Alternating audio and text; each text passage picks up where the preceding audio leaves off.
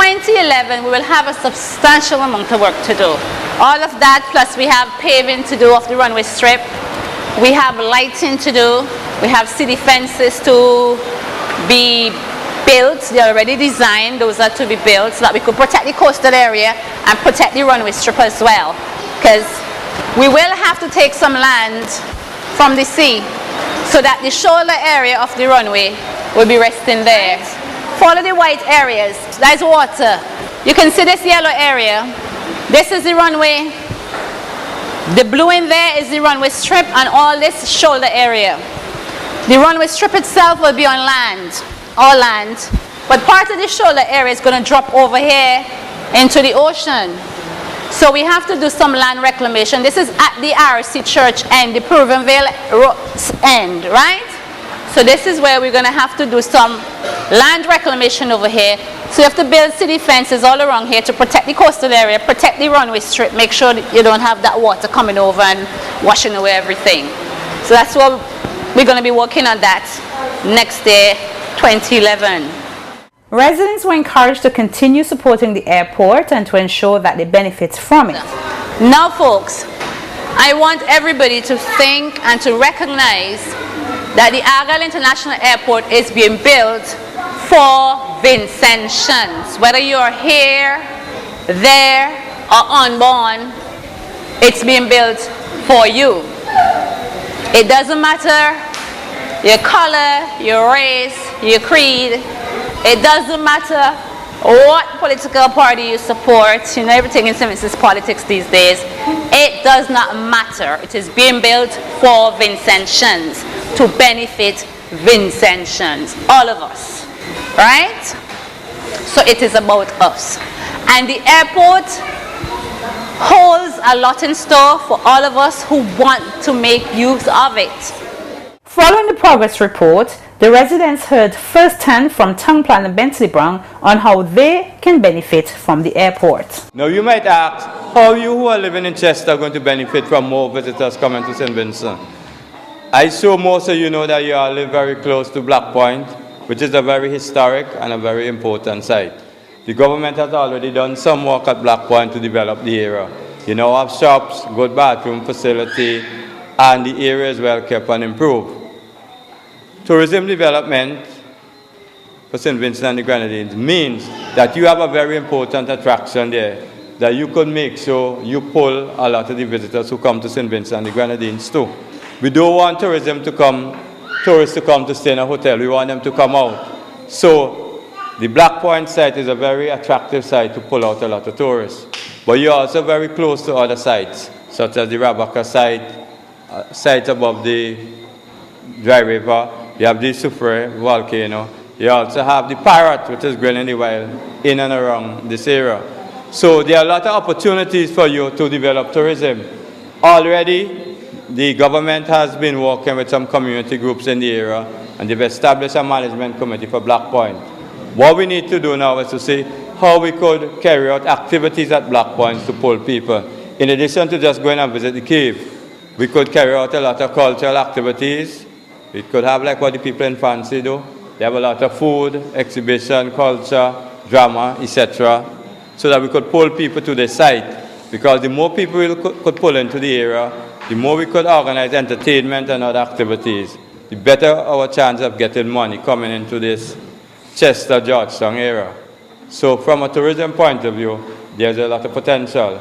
Now, you have the volcano, you have Jennings Mountain, you have a lot of areas around. A lot of the tourists who come to the Caribbean, they don't want sand alone or white sand on the beach. They also want to see a lot about the nature. Ecotourism, they call it. So opportunities exist for you to carry some of these people on tours. Visit some of the waterfalls, some of the Scabby Dam, some of the other sites we have, so that there are opportunities for tour guiding.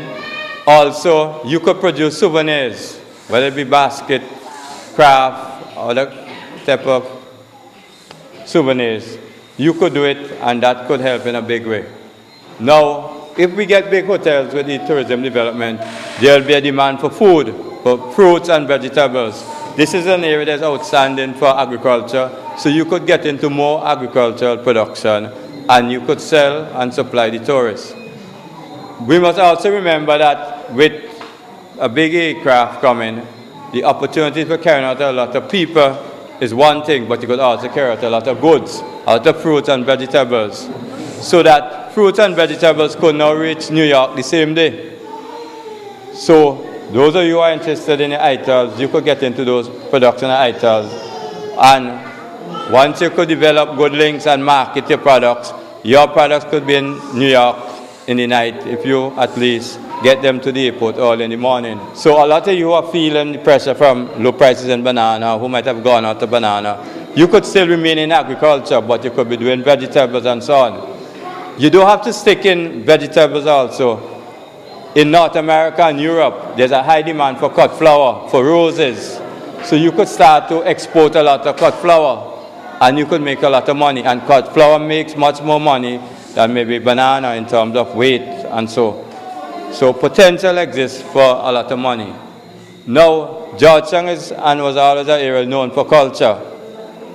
We've always produced good musical band, you always had good folk dancing and all of those part of our folk culture. We could develop those things in a serious way, drumming, dance, and we could be able to go to the various hotels or the various entertainment spots where tourists will be and sell those services. So there's a great opportunity there. The point is, I don't want you to be sitting down and just waiting and relaxing and hoping that the government may give you a work at the airport. You could, on your own now, especially young people, start to study, focus on your book, choose a career early, and get into areas of making money. Presently, we have to go to Kingston to buy a lot of goods and services. With the development of the airport, I'm sure a new town, a new city, supermarkets and so on, will develop in the Argyle area. So it means you won't have to journey to Kingston to get a lot of things you normally go for now. Even Georgetown and the Windward Coast would have much more development, so that you wouldn't be the kind of doom and gloom that you have. The airport going to allow for a lot of people to move around.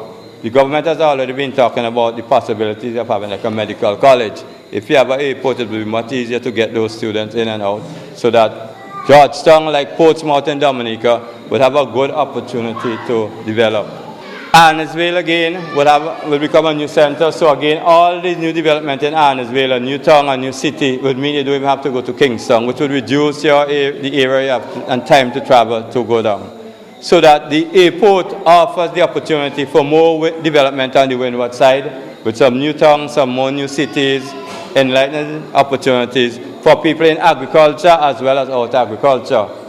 The tourism is going to allow us to develop a lot of services, taxi, buses and so on, because once you have more people making more money, we'll be moving and so on. So there are a lot of opportunities.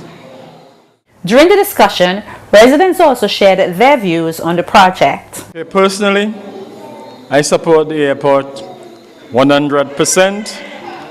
I can't wait for it to finish so I can land in style in the Argyle International Airport. They say that they want to know where Ralph will get the money to finish the airport. So I was wondering now, where is the money coming from? And how long the airport going to take?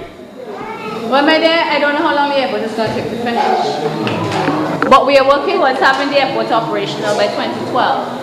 At least July, as the PM said. I don't know where he's getting all the money from, but as we can see, we didn't know where he was getting it to start. But he announced his plans and he announced how he was going to start financing the airport. And he's been going about it that way up until now. We have heard of the help that we have had and a number of countries that have helped us. Earlier in the game, we started off with Trinidad, which gave us $10 million US. We had Cuba, which sent us the labor. We had Venezuela, which started off with the heavy equipment that we needed. We had Mexico, which helped us with the master plan that I just told you about. We have Iran, Libya, and Taiwan. Yeah, can't forget Taiwan, which has made available to us $30 million US for the terminal building. Recently, the CDF, the Caribbean Development Fund, said that we're getting just over 14 million EC dollars for the pavement, equipment, and also for the lighting of the runway strip. And the PM Well, he was in Qatar up to yesterday looking for more help, looking at partnerships with the airport, maybe some more money. And he is getting some more help from Iran. Iran has helped us done. He's getting some help from Iran. And he's looking to other places. He has plans to go to Lebanon as well. He should have gone there this week, but Lebanon had Ahmadinejad. So they had state visits, so he didn't bother to go there. He's in Syria as well, on other missions.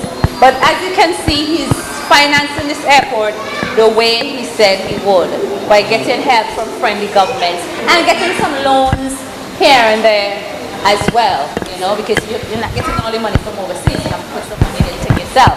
So he's getting some loans as well to build the international airport. So that's how we are doing it. And we are also hoping that Vincentians would reach and see the benefits that this airport will have for them and also contribute to the project. We do have a contributory fund set up at the NCB and persons have contributed, people continue to contribute, and we are hoping that everybody will contribute. Could you imagine if every Vincentian gave $1 to this project, we could finish the airport?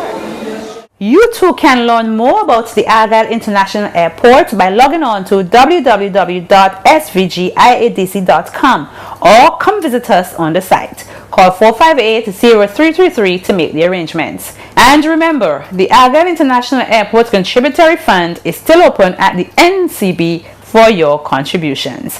From all of us at the IADC, we wish you, our brothers and sisters, a wonderful Christmas holiday and a blessed New Year. And in all you're celebrating, remember Jesus, the reason why we celebrate at this time.